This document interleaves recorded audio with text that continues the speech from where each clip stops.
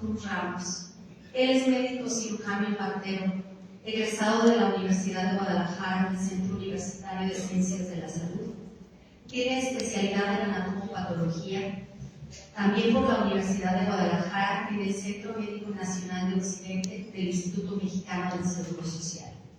Tiene maestría en genética humana por la Universidad de Guadalajara, Centro de Investigación Biomédica de Occidente, CIBO, y doctorado en genética humana en colaboración con el Centro de Investigaciones Biomédicas, CIBO-IMSS, y la Universidad de Guadalajara.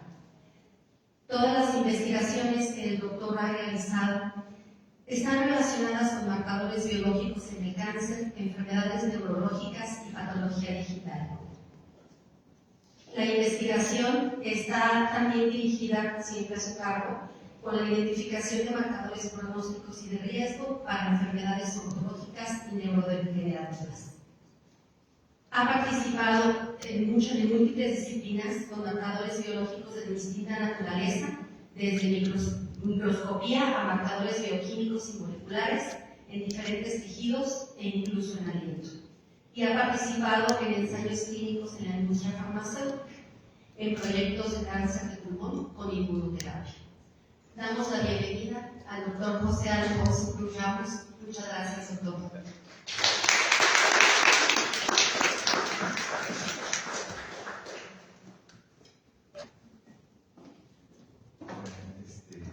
Bueno, para mí es un placer estar aquí. Gracias por su asistencia.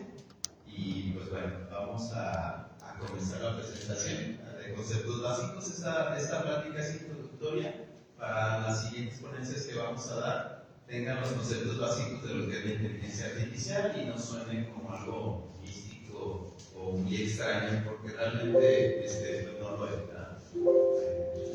Bueno, antes que nada, quiero nombrar que no se reconoce a nivel mundial, pero en Latinoamérica y en México nació la inteligencia artificial en una disciplina que antes se llamó, bueno, que todavía se llama, pero le cambiaron el nombre y pues fueron los fundadores de la cibernética. Él es Arturo Rosenbluth, es un médico mexicano que nació en Chihuahua y junto con Norbert Wiener fue el padre de la cibernética.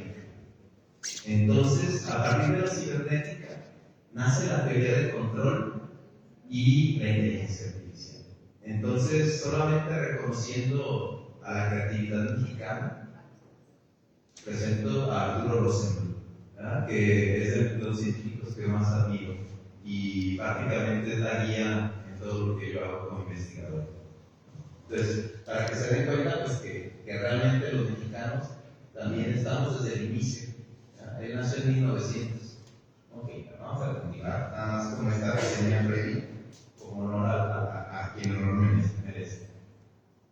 Bueno, aquí tenemos un ejemplo pues, de que Norbert Wiener, en esta revista de divulgación digital, tenemos que Norbert Wiener, pues, Ciencia es la revista más famosa de divulgación mexicana, y pues habla pues, de esto, ¿no? De cómo en México hubo un semillero para fundar la cibernética. Y vamos a empezar con el principal exponente de la inteligencia artificial, que fue Alan Turing. Bueno, de Alan Turing, a lo mejor ustedes lo conocen más por una película que se llama Enigma, la película de Enigma, donde sale básicamente su vida, que él se dedicó a decodificar para espiar las señales rusas. Y pues hizo muchos algoritmos.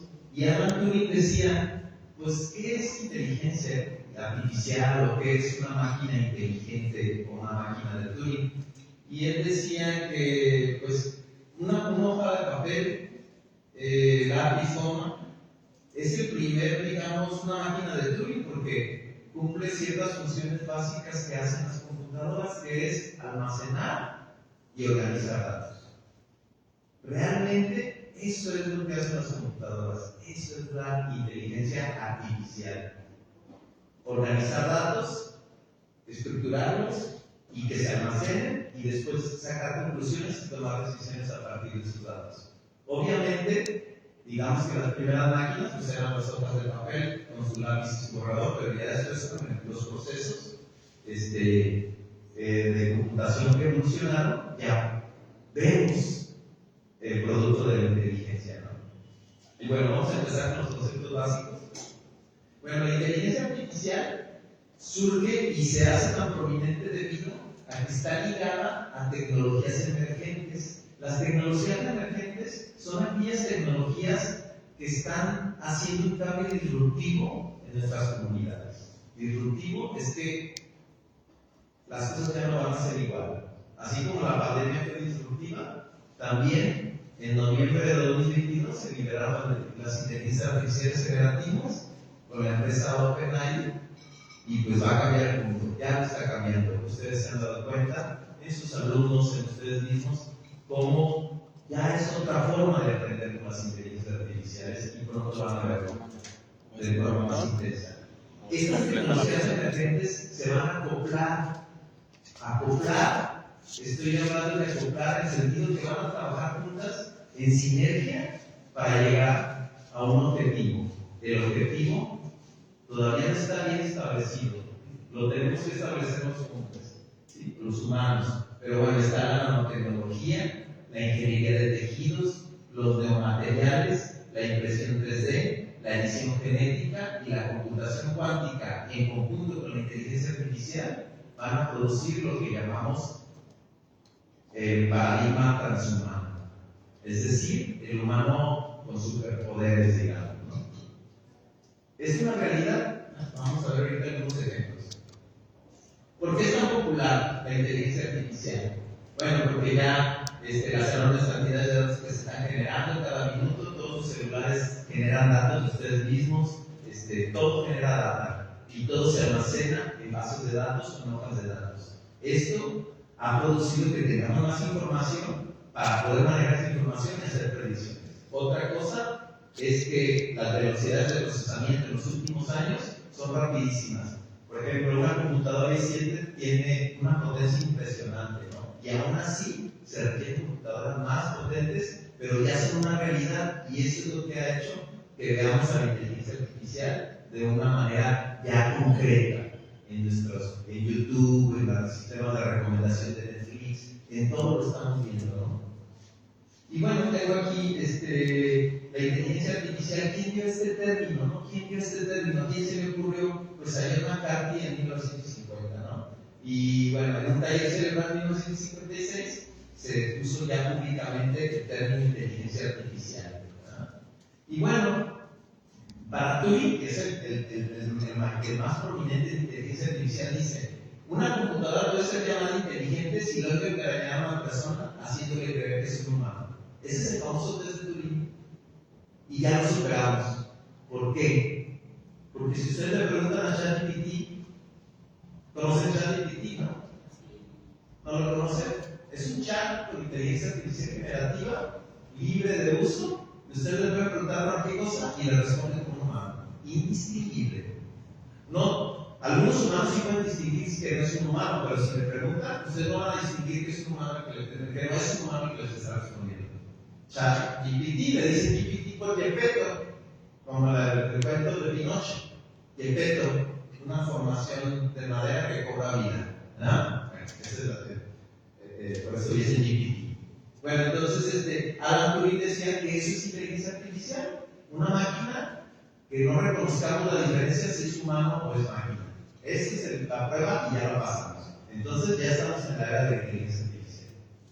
Y Humberto Maturana, otro latino, un chileno, dice: llamamos inteligencia artificial a sistemas de análisis de información. Es eso, no es un misterio. La inteligencia artificial es análisis de información, no más. Con el poder de las computadoras, simulan humanos, y por eso son tan impresionantes para nosotros. Pero conociéndolas por dentro, no son tan impresionantes. ¿Sí? Y bueno, ChatGPT, cuando uno le pregunta, aquí está, miren, es por si lo quieren buscar y usar. ChatGPT, en este caso, pues se paga una licencia para el GPT 4, el GPT 3.5 es gratis para cualquier persona, pero se le pregunta a ChatGPT 4 y dice, así contesta, por ejemplo: ramas de informática que se dedica a la creación de sistemas capaces de realizar tareas que hasta hace poco requerían inteligencia humana. Estas tareas pueden incluir la comprensión del lenguaje natural, el reconocimiento de patrones, la toma de decisiones y el aprendizaje a partir de experiencias previas. Yo creo que esta última parte es lo más importante. importante y lo que nos hace predecir el futuro. Ya lo hacemos desde hace tiempo, pero ahora lo están haciendo las máquinas de forma muy automatizada. ¿Cómo funciona? ¿Cómo funciona la inteligencia artificial? ¿Qué es lo que hace? ¿Por qué tanto misterio? Bueno, primero tenemos un científico loco que hace experimentos. Estos experimentos de este científico, o de un economista, o de un administrador, o de un trabajador social, o de quien sea, que almacene datos. Todos almacenamos datos y tenemos bitácoras. Estas bitácoras se pasan a una base de datos. Esta base de datos después se somete a algunos algoritmos de inteligencia artificial, que son los algoritmos que hay muchos algoritmos. El más sencillo es el de la regresión lineal, o inclusive una regresión logística. Son algoritmos inteligentes. Y después nos presenta un dashboard o un visualizador donde podemos ver quién tiene más cáncer, cómo me está yendo, se está muriendo más gente de lo permitido, o hay un exceso de mortalidad, y nos presenta las gráficas para nosotros como seres humanos tomar decisiones a partir de la data. Entonces así funciona. Y esto de aprender, ¿cómo le hacen los sistemas de aprender? Como ven, en esta previa tenemos esa base de datos. Aquí nada más lo desglose más. Una parte, ustedes tienen 800 pacientes. De esa base de datos, ustedes toman el 70%, le meten los algoritmos para que cree un algoritmo que predice y después lo testean en otra parte de la base de datos que no se generó, que le llamamos prueba. Entonces ahí podemos validar el algoritmo. Si yo le pregunto al sistema, a ver, te voy a dar etapa clínica, tamaño de tumor, ¿cuánto va a vivir este paciente? Y ya. Si en esto de prueba el algoritmo es verdadero y le atina los casos, bueno, deduce bien lo que va a ocurrir con esos casos, aunque no los haya conocido antes el sistema, es un buen modelo y puede predecir. A eso ya le llamamos inteligencia artificial. Lo principal que quiere la inteligencia artificial es predecir el futuro. Para eso lo estamos haciendo, para predecir el futuro. Para que nos diga, lo más probable es que esto ocurra y ya nosotros tomamos decisiones a partir de ello. ¿Sí? Entonces es eso. Y bueno, hay cómo guardamos la información de todos los Netflix y de todas las redes sociales, pues se guardan en números. Las computadoras entienden números, no entienden más que números, unos y ceros. Y los unos y ceros después los convertimos en 1, 2, 3, 4, 5, 6, 7, 8, 9, 10 y luego hasta el infinito en el número negativos, pero todo parte en una codificación binaria, que es unos y ceros, porque las computadoras y los metales solamente hemos creado la tecnología para entender prendido-apagado, pero con la simple teoría del prendido-apagado hemos desarrollado lo que son las computadoras y los celulares. Realmente esos celulares, en el fondo, al lenguaje máquina, solamente trabajan con unos y ceros. O sea, apagado, prendido, ni siquiera unos y ceros, apagado, prendido. Y aquí están cómo se guardan las informaciones. Escalar es el número, vector, pues ya es, por ejemplo, el paciente tiene edad de 58 años y el segundo número puede ser el peso. O la matriz, que pueden ser varios pacientes, y podemos decir los diabéticos tienen esta cosa, o un tensor, que podemos decir varias enfermedades con diferentes patrones. Entonces se va haciendo más compleja el anudamiento de información, ¿no? Y aquí tenemos los algoritmos más comunes, ¿no? Tenemos un aprendizaje reforzado, un aprendizaje supervisado y un no supervisado. No voy a adelantar mucho. Estos son los algoritmos, así se llaman. Por ejemplo, para no supervisar clustering, medias, cameroids, cambio de medios, la reducción de principalidad, análisis de componentes principales, análisis discriminante, de clasificación, máquina vectorial de soporte, vecinos más cercanos, clasificador bayesiano, de regresión, árbol de decisiones, de regresión lineal y regresión logística, por ejemplo. Entonces, básicamente se dividen en 3 tipos de aprendizaje: no supervisado, supervisado y reforzado. El aprendizaje reforzado no me adentré mucho porque es como imitar la teoría de Pavlov, del perro que le damos un premio y pues reforzamos esa conducta. Lo hacemos similar en los sistemas computacionales, ¿no? Y bueno, el no supervisado es cuando no hay un humano que interviene. Digamos que dejamos al sistema y le decimos al sistema: clasifícame los pacientes así, ¿no? Tomás, te voy a meter los pero nadie mete mano más que el algoritmo. En el supervisado, ahora sí, le decimos a la computadora, a ver, te voy a dar estos casos que esta persona que tiene glucosa, triglicéridos, tal, y te voy a decir, es diabético. O sea, aquí, el ponerle una etiqueta, es diabético, es que ya están supervisando a la computadora. Están etiquetando, por lo tanto, ya es supervisado. Aquí tenemos el modelo de no supervisado, simplemente mete los datos y genera un modelo o una clasificación de pacientes. Y el supervisado, a mí es el que más me gusta porque interviene el ser humano clasificando lo que ya ve en la clínica o en cualquier área, ¿no? Aquí tenemos un componente que no está acá, que son las etiquetas. ¿Sí lo ven? Esto lo hacemos nosotros. Yo les decía en una ponencia que di en el Congreso de la Federación de Patología que yo no le llamaría inteligencia artificial a estos sistemas, le llamaría extractores de inteligencia del ser humano. Las máquinas, si nosotros no tuviéramos inteligencia, no hacen nada. Nosotros les damos la inteligencia, ellas son buenas para extraer nuestra inteligencia y tienen una capacidad de memoria mucho más potente que nosotros y una capacidad de proceso mucho más rápida que nosotros. Esto es lo que le da el poder a las computadoras. Tenemos otro tipo, el por refuerzo, donde ponemos una recompensa, ahí está marcada con rojo. Y bueno, tenemos un aprendizaje que está muy de moda, es el más potente. Estas son los algoritmos más potentes de todos, no hay quien compita con ellos.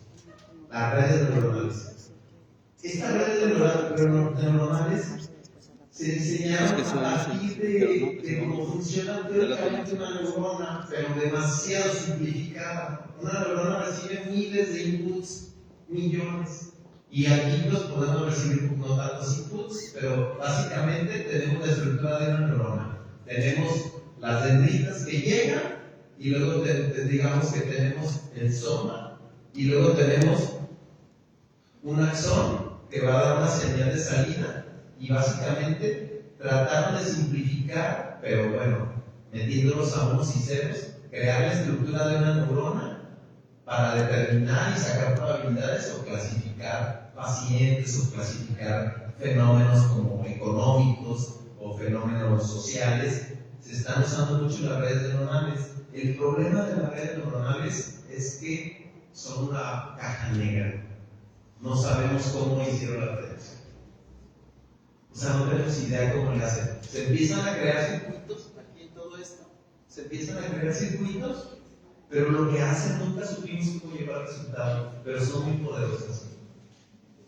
Tenemos otros algoritmos como la máquina de crear de soporte, que esta es más explicable y podemos separar, por ejemplo, un conjunto de pacientes con otros. Tenemos, a mí me encanta esto a pesar de que es muy clásico, la regresión lineal, ¿no? La simple regresión lineal. Tenemos más insulina, va a bajar más el azúcar. Tenemos más, no sé, masa corporal, pues a lo mejor hay más cantidad de músculo. Tenemos, no sé, cualquier cosa. Entonces hay relaciones que se dan así, directas o lineales, y hay relaciones que se dan con una regresión logística. Es decir, este es el algoritmo de regresión logística el más usado en el New England Journal of Medicine, ¿no? para clasificar enfermedades. ¿Tiene o no tiene cáncer?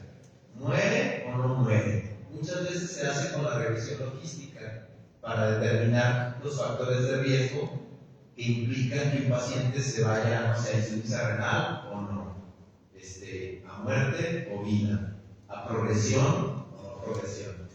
Vamos metiendo variables y ya el sistema nos va a decir, tú tienes una probabilidad de que ese paciente, no sé, tenga cáncer, tiene 10 veces más este paciente que este otro por estas características.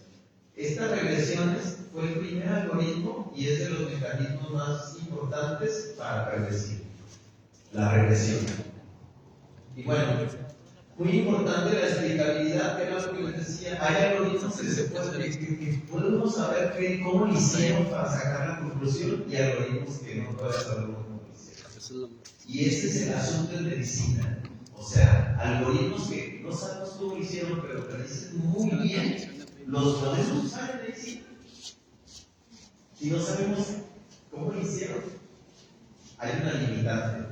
Y el otro lado es algoritmos explicables, son muy transparentes, esos los usamos y los seguimos usando en medicina. Y así usamos todos nuestros nomogramas, nuestras escalas para clasificar lupus, para diagnosticar artritis reumatoide, pues no dejan de ser algoritmos que se hicieron con estadística y son explicables porque sabemos que esos factores determinan un riesgo específico. Pero las redes neuronales son cajas negras. ¿Sí? Bueno, ya para seguirlo más rápido, tenemos la IA generativa, que es lo que está de moda, que a partir de información, agarra información de la red y puede crear imágenes, puede crear un artículo científico, un ensayo, un libro, una novela. A partir de la información de la red, la IA generativa crea. Por eso se llama generativa. Obviamente es un algoritmo que va a crear una pregunta que le hacen a ChatGPT jamás va a ser igual la respuesta. Nunca va a ser igual porque ese algoritmo no permite que sean iguales las respuestas. Son aleatorias, pero hacen arte, hacen novelas, historias y no las hacen tan mal, pero hacen libro. Y bueno, ya para la bioética, ya para seguir al otro tema, que es la ética, pues son los principios que rigen la conducta humana y muchas veces impacta en la moral o en la moralidad, ¿verdad? La ética, los filósofos la ponían como que es algo más abstracto, más puro, sobre todo en Grecia, y la moral algo más práctico, más social, más de la comunidad y las reglas internas, y la ética la planteaban como que eran leyes inmutables de lo bueno y lo malo. Ahorita hay mucha duda respecto a eso, y bueno, y la bioética pues habla de cómo aplicar la ética a los fenómenos biológicos y sobre todo a la medicina, ¿no? Y al desarrollo biotecnológico. Y bueno, también, sobre todo aquí con el doctor Ramos, que va a hablar mucho de eso en el futuro, de lo que es, y muchos investigadores sugieren que las conductas éticas están embebidas en nuestro sistema nervioso, o sea, nacemos con ellas. Tenemos ya desde niños intuición de lo que es bueno y lo que es malo. Y eso está demostrado científicamente, o sea, no es algo que estemos inventando, ¿no? Tenemos también, pues algo desde Darwin, él planteaba que había una base biológica, ¿no? Y pues bueno, ya hay otros mecanismos que se han explicado a través de las neuronas espejo, que es la empatía. ¿Por qué cuando alguien bosteza uno bosteza? Por las neuronas espejo. Y las neuronas espejo son importantísimas para el fenómeno ético. ¿Por qué? Porque eso es lo que hace empatía entre dos seres humanos o dos animales o lo que sea. No nomás nosotros tenemos neuronas espejo. Y bueno, también está el desarrollo neurológico, las hormonas que también influyen en nuestra conducta, la sobrevivencia y la cultura, el instinto y el aprendizaje. La gran batalla entre lo natural y lo enseñado, o sea, nature versus nurture, ¿no? Crianza contra naturaleza. Y bueno, hay un montón de raíces filosóficas de la ética desde tiempos antiguos, ¿verdad? De ontología, virtud, muchos conceptos importantes que se han manejado en la ética, ¿no? Tenemos muchos exponentes, ¿verdad? Desde los que defienden la cuestión de los animales, ¿verdad? Desde que Van Rensselaer fue el que utilizó el término de bioética, los fundamentos de la bioética, ¿verdad? Y bueno, la IA va a generar problemas en la bioética, definitivamente. ¿Y en qué áreas va a generar problemas? En la seguridad de los datos, o sea, nos están espiando todo el tiempo, ustedes lo saben. El sesgo y la discriminación puede dar lugar a sesgos y discriminación, que se liberen datos genéticos, por ejemplo. Puede haber discriminación o racismo, eugenesia. Responsabilidad de transparencia también ahí influye, ¿verdad? Autonomía y toma de decisiones, al rato ya vamos a decir que las sillas tomen decisiones y no nosotros. ¿Qué es lo que queremos como seres humanos? ¿Tomamos las decisiones o que nos las tomen? Es más fácil que nos tomen las decisiones y no tomar nosotros las decisiones. Pero tal vez tengamos que tomarlas nosotros y no nos sabemos a dónde nos va a llevar las inteligencias. Impacto en el empleo, a muchas empresas están perdiendo por las sillas y la justicia y la equidad, ¿no?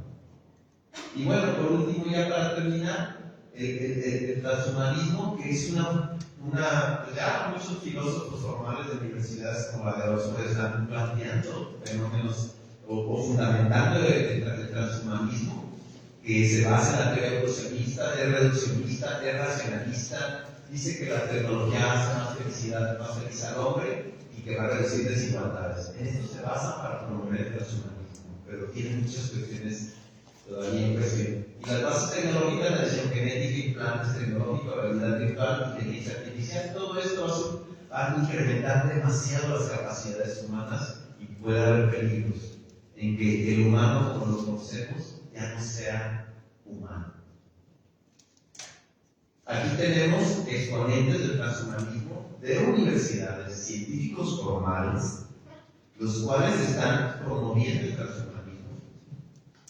Digo, yo no soy transhumanista. Algunas cosas me gustan, sobre todo para la rehabilitación de pacientes con impactos cerebrales. Eso está bien, pero va a haber una desigualdad si la gente de más recursos tiene acceso a estos dispositivos y los que no tienen acceso pues van a hacer mucha diferencia en las capacidades. De por sí, ya hay diferencia en las personas que se educan en una universidad y en otra.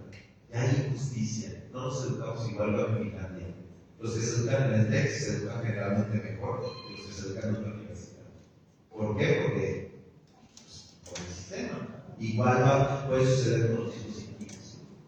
Los colores a sonido, pueden con chip cutáneo, prótesis avanzadas, interfaces cerebro-máquina.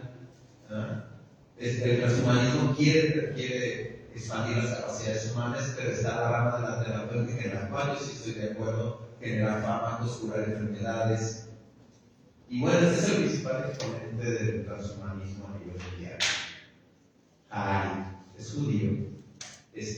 Ha creado estos dos libros, Homo Deus y Sapiens, de hombres a dioses, y es un libro muy popular, muy popular. A mí particularmente no me hace un gran filósofo, pero definitivamente es el filósofo de Bill Gates, del foro de Davos y de todo esto, ¿verdad? Y bueno, aquí está la parte contraria. Niklas Lukács, ¿no? Él critica mucho a Harari y dice que la transhumanismo progresista es también la filosofía de la historia, es lineal y agrega la idea del progreso. Lukács encuentra que la narrativa transhumanista posee una promesa hedonista que contiene los tres superlongevidad, superinteligencia y superbienestar. Lukács pone en evidencia a los principales teóricos de los 5 siglos de la genealogía, desde el transhumanismo moderno hasta el transhumanismo progresista, desde Giovanni Pico de la Mirandola, autor de Orate de Hominis, Francis Bacon, en el Novo Normano Occidental. Ahí empieza el transhumanismo. Y por último, Klaus Schwab, autor de la Cuarta Revolución Industrial y pues el presidente del Foro de Davos, ¿no? Y Yuval Noah Harari, pues es el que les acabo de presentar, que escribe el libro de Animales a Dioses, Homo Deus, Revista Historia del Mañana, y 21 ediciones para el siglo XXI.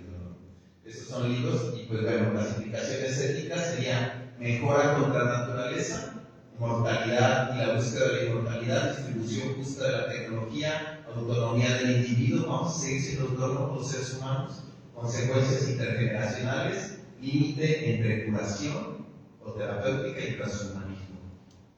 Y las perspectivas a futuro, pues vamos a tener que evaluar el impacto ambiental, la regulación y supervisión, la identidad y moralidad, la autonomía de la IA y los derechos humanos, la seguridad y el control de la IA. Todos estos temas tenemos que abordar y crear leyes en función de estos problemas que están surgiendo.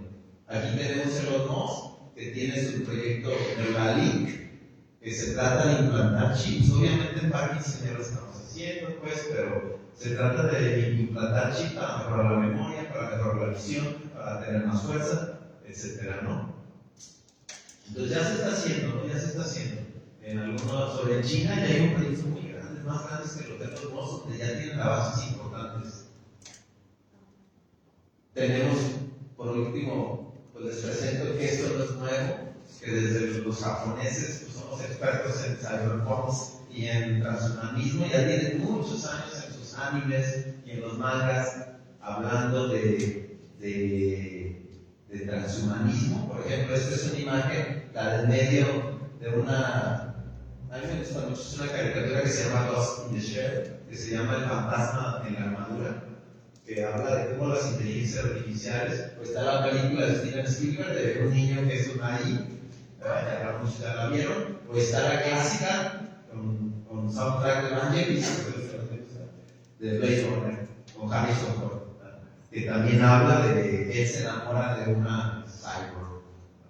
Entonces, pues bueno, gracias, espero que les haya interesado esta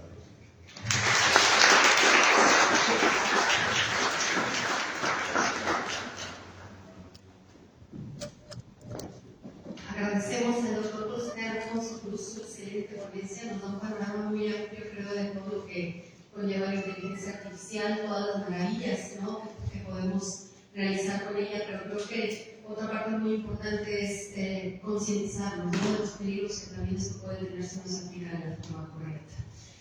Tenemos un espacio para preguntas, no sé si alguien tenga alguna pregunta para el doctor José Alfonso Cruz. Yo. Sí, claro, adelante. Gracias. Sí, gracias. Sí. Doctor, Sí. mencionaba que la interpretación de estos datos por las máquinas dan un resultado específico. Pero ¿qué tantos datos de esos nosotros mismos hemos proporcionado a esas bases de datos para que esa interpretación sea tan exacta? Y me refiero, por ejemplo, a las preferencias que te pone Facebook o Google cuando haces una búsqueda, o a veces que dice uno, apenas pensé la pregunta y ya Facebook me está poniendo anuncios. Entonces, ¿qué tanta autonomía tenemos ahorita, hoy en día, que apenas estamos reflexionando sobre la inteligencia artificial? ¿Qué tanta autonomía tenemos cuando en realidad todos los impactos publicitarios que recibimos ya fueron dirigidos específicamente para influenciar nuestra decisión? Exacto, muy buena pregunta. Gracias. Sí, realmente pues Facebook ya ha tenido restricciones de parte del gobierno de Estados Unidos porque en las elecciones, cuando fue Donald Trump, se investigó Facebook y sí estaban dirigiendo las elecciones a través de sugerencias, anuncios. Entonces, realmente, de una manera muy sutil, se pueden controlar poblaciones enteras para que se dirijan más hacia una u otra forma de pensar o hacia ciertos gustos. Pueden inducir comportamientos humanos a través de sugerencias, que le llamamos sistemas de recomendación, pero realmente si se programan para dirigir hacia un partido político, hacia una, definitivamente sucede y funciona. Entonces sí es muy cierto, a qué grado ya estamos controlados, no podemos evaluar a qué grado, definitivamente ya tenemos una parte de control, pero esto puede incrementar más y podemos caer en una chinización. O sea, China tiene un control total, en parte, ¿no? O sea, allí el reconocimiento facial está completamente en las calles, o sea, allí no hay manera de escapar de la vigilancia, pues, o sea, le llaman panóptico, desde Michael Foucault, hace mucho tiempo, él planteaba el panóptico, ¿no? Y eso que Michael Foucault no tenía computadora ni nada, y planteaba que pues, la finalidad de muchos gobiernos es crear una vigilancia extrema, que le llamaba el panóptico, ¿ah? Y al final les decía, el ser humano va a desaparecer, se va a borrar en el lenguaje y en la tecnología, pero después recapacitó y planteó que el ser humano debería de hacerse cargo de su destino. Entonces, ahí está el asunto. No sabemos bien, somos seres humanos, somos una especie que es abierta al futuro y a la evolución. Entonces, bueno, por lo menos desde mi forma de pensar, todavía no está determinado el destino humano y depende de nosotros de establecer regulaciones éticas para que la tecnología no se vuelva un instrumento de control y de censura por parte de, pues no sé, de grupos de personas que les interese eso. Gracias. ¿Alguien más tiene alguna pregunta para el doctor Alfonso? Doctor Rafael, ¿tienes adelante? Sí, en cuanto a la información que se le puede administrar a una computadora o una máquina para emitir un juicio, porque finalmente es lo que se busca, tener un juicio. Creo yo que va a haber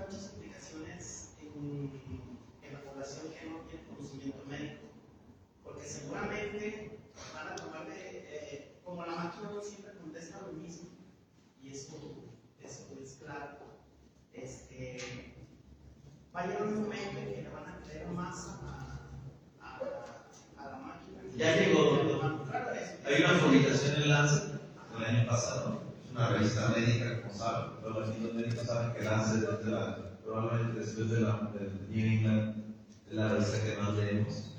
En Lancet se publicó un artículo y entrevistaron pacientes, le preguntaron a su médico tratante y luego la misma pregunta al ChatGPT. El 90% de los pacientes estuvo más satisfecho con la respuesta del ChatGPT. De hecho, increíble. Hacia ese comentario, porque fue lo que se platicó en el último congreso. Y bueno, eso es un problema muy serio, porque finalmente la gente va a Es la que, aparte la gente es la que va a elegir. Exactamente, y ese va a ser un problema muy serio para los médicos. Y para... De hecho, Walmart ya implementó los primeros modelos de clínicas basadas en inteligencia artificial. Walmart ya los tiene, ya hizo su primer núcleo, creo que en Puebla, ahí por el DF, no sé, ahí están sus clínicas, su primer Walmart. Sale uno del súper de comprarlo jamón y queso y se va con el médico y el médico tiene una IA que le va a ayudar a hacer los diagnósticos. Ya está eso, ya no hay vuelta atrás, pues, o nos concientizamos y empezamos a aprender de esto, porque esto se tiene que socializar y conocer más o menos cómo trabaja, no deben ser expertos, pero más o menos cómo trabaja esto, para poder establecer en cada medio, en cada área, las restricciones requeridas para no violar los principios bioéticos y éticos de su disciplina. Cada disciplina debe tener su ética y entonces es importante que los que generan esta ética o los que investigan esta ética se enteren de todo esto para que puedan limitar que las inteligencias artificiales pues después nosotros tengamos que decidir a partir de ellas, no tenemos que decidir nosotros. Yo creo, pues, es una opinión personal, no puedo establecer, hay discusión, Harari dice que el ser humano es inútil y que ya no sirve para nada, que hay que irnos a la inteligencia artificial. O sea que nuestro razonamiento es muy corto, defectuoso, etc. Y como ellas son perfectas, según él, pues hay que hacerles caso a ellos. Y quiere un gobierno, según eso, basado en inteligencia artificial, ¿no? Pero nosotros somos seres humanos y todavía está en discusión esto, pero algo que no tienen las máquinas es que no tienen emociones y no pueden autoperpetuarse en el tiempo. Nosotros sí tenemos un sistema de reproducción biológico, material. En cambio, las computadoras, si nos morimos los seres humanos, se van a terminar, que no tienen dirección, no tienen forma de autorreproducirse. Entonces, sí tenemos ventajas como seres vivos, que son las emociones, y la mayoría de nuestras relaciones se basan en las emociones. Entonces, ¿cómo nos pueden engañar las computadoras? Pueden simular emociones, pero no son emociones. No tienen un cuerpo que sienta, un cuerpo que se le erice los pelos, que sienta que el corazón se le para, que sienta que las maripositas en el intestino. Eso no lo sienten las computadoras y eso nos hace únicos y diferentes. Tenemos tiempo para una pregunta más. ¿Sí? Adelante. Muchas gracias por la conferencia, estuvo muy interesante. Al respecto de estos documentos, bueno, el uso de la inteligencia artificial nos podría ayudar en el proceso legislativo en México. Así es. Sin embargo, pues los problemas que se surgen de la deliberación, pues son problemas éticos, problemas morales. Los morales son más prácticos, los éticos pues son como la teoría de lo que tenemos que hacer. Sin embargo, pues siempre hay aspectos microscópicos en los que podemos insertar a la inteligencia artificial, como ya se ha explicado el efecto mariposa y todos esos pequeños determinantes van a dar Sí, muy cierto. Entonces, ¿usted considera que nos podría apoyar? Sin embargo, en el proceso de deliberación para tomar una decisión bioética en un paciente y todo eso, sería más responsable que el ser humano usara como herramienta solo la inteligencia artificial y no por completo para la toma de decisión? Sí, exactamente. De hecho, en medicina y en todo yo pues, mi ética por lo menos, o mi moral, no sé, es que todo sistema inteligente o toda IA sirve para asistir, no para decidir. O sea, sirve para asistencia. Uno sí sirve, uno yo lo uso todos los días, pero soy muy cuidadoso en que no emita juicios, inclusive en ciencia se sigue equivocando la IA.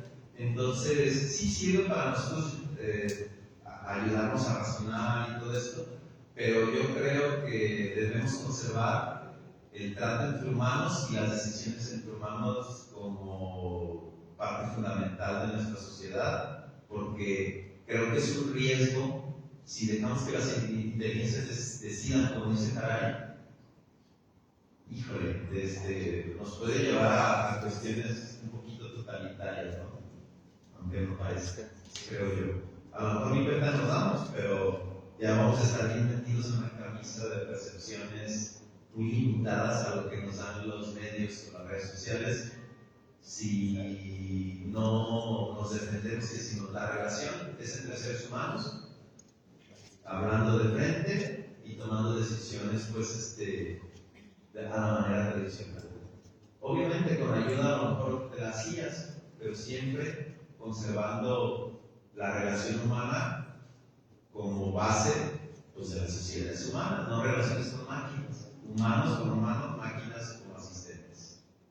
Eso es lo que yo hasta ahorita, con una ética provisional, mantengo con las IAs. O sea, que las decisiones siempre tienen que ser entre humanos, por humanos, y las IAs son una asistencia. Nos pueden abrir, sí, son muy útiles, nos abren el panorama. Cuando no sabemos cómo empezar un ensayo, nos pueden dar cómo empezar, nos pueden dar la estructura de cómo escribir las secciones del ensayo, pero nosotros tenemos que hacer el ensayo. Muchas gracias. Sí. Un fuerte aplauso para el doctor José Cruz.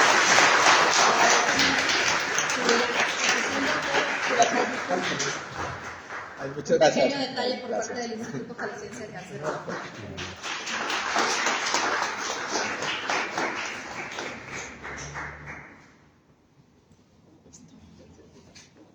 En estos momentos cedo el micrófono a la licenciada en enfermería Verónica Álvarez Carvajal, quien será nuestra maestra.